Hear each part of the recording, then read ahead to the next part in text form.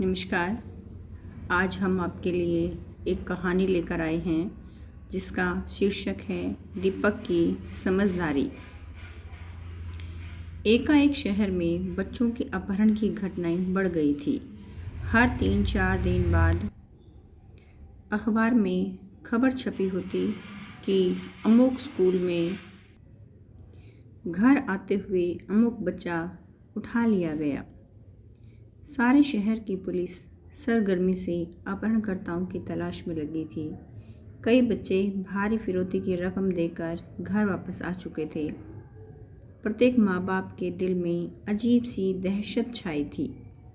जब तक उनका बच्चा स्कूल से घर वापस नहीं आ जाता था, तब तक वे फिक्र में घिरे रहते। माँ बाप नित्य ही बच्चों को समझाते कि वे किसी भी अजनबी व्यक्ति के साथ कहीं न जाएं। स्कूल में यदि मम्मी पापा को छोड़कर और कोई भी व्यक्ति लेने आए तो उसके साथ न जाएं। अक्सर छोटे बच्चे पूछ बैठते, मम्मी यदि फला अंकल या फला आंटी आए तो उनके साथ भी न जाएं। ऐसे में माँ बाप के लिए बच्चों को समझाना मुश्किल हो जाता था। दीपक 8वीं कक्षा में पढ़ने वाला बहुत ही समझदार लड़का था। जब उसकी मम्मी ने उसे अपहरण की घटनाओं के बारे में बताकर हिदायत दी तो उसने न केवल मम्मी को आश्वासन दिया बल्कि यह भी कहा कि वह अपने साथियों को भी सावधान कर देगा। एक दिन शाम के वक्त दीपक अपनी कॉलोनी के बाहर बने पार्क में खेल रहा था। उसके साथ उसका कुत्ता मोती भी था। एकाएक दीपक का ध्यान अपने पड़ोस में रहने वाले चिंटू की तरफ गया।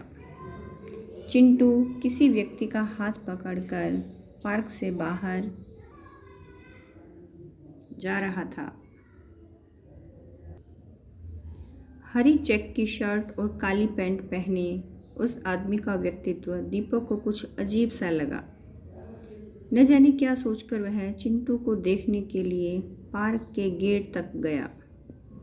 दीपक ने देखा कि वह व्यक्ति चिंटू को आइसक्रीम के ठेले के पास ले जाकर आइसक्रीम दिलवा रहा है।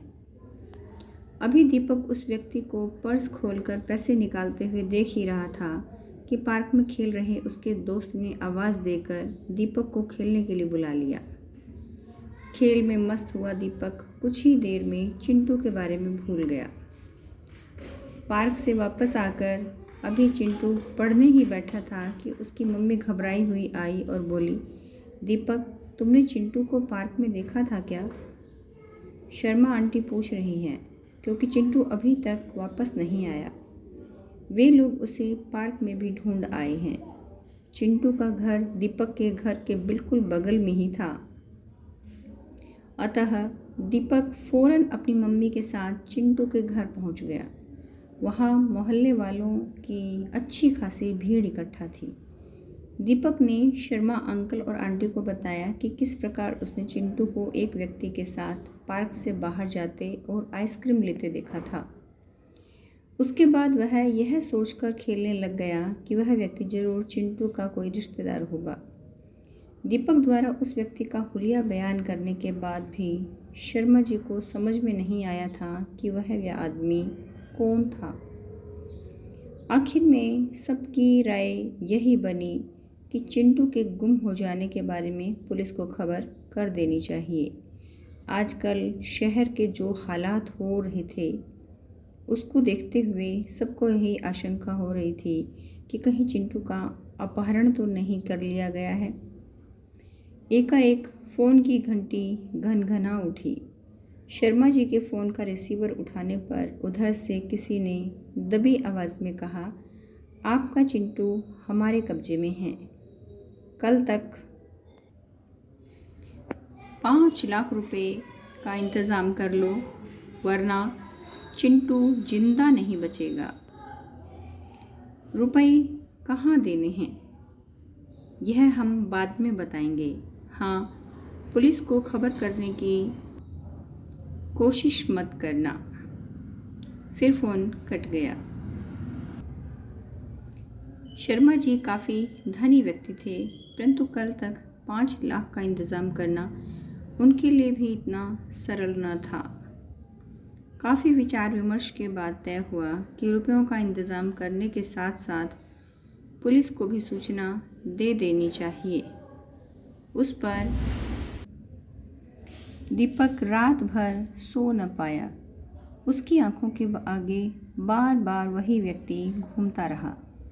इतना तो पक्का था कि उस व्यक्ति को कहीं भी देखकर दीपक फौरन पहचान लेता। अगले दिन दीपक को पता चला कि अपहरणकर्ता ने शर्मा जी को रकम इकट्ठा करने के लिए 1 दिन की मोहलत और दे दी है। शाम को जब दीपक मोती के साथ अपने घर के गेट पर खड़ा था तो उसने चद्दर से ओढ़े एक देहाती व्यक्ति को शर्मा जी के घर की तरफ देखते पाया। यद्यपि उस व्यक्ति का चेहरा चद्दर से ढका हुआ सा था, परंतु उसका डील डोल दीपक को जाना पहचाना सा लगा। कुछ देर बाद वह आदमी मूंगफली वाले से मूंगफली खरीदने लगा। जो ही उसने पैसे देने के लिए अपना पर्स निकाला, दीपक उसका पर्स देखते ही चूक गया। ऐसा ही पर्स तो चिंटू को ले जाने वाले आदमी के पास भी था। फौरन दीपक मोती के साथ लेकर उसकी तरफ दौड़ा।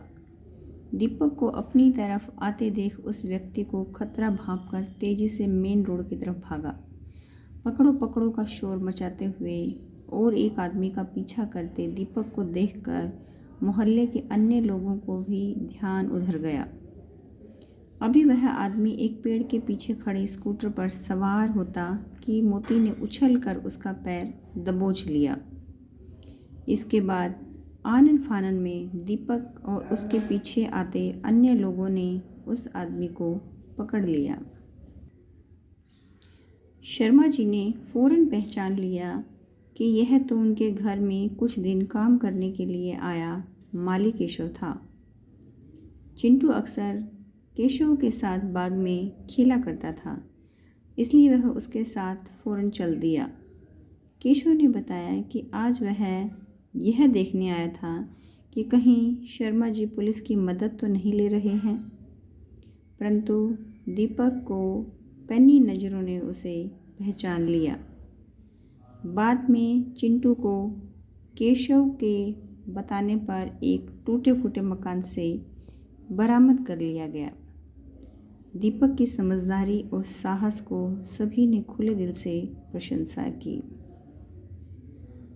इससे हमें यह शिक्षा मिलती है कि बच्चों को हमें समझा कर रखना चाहिए कि किसी भी व्यक्ति पर, चाहे वह हमारे यहाँ काम करने वाले हों या आस पड़ोस में रहने वाले हों, उन पर विश्वास नहीं करना चाहिए। सिर्फ अपने माता पिता भाई बहन के साथ ही बाहर अंदर जाना चाहिए। आज की कहानी आपको कैसी लगी? धन्यवाद।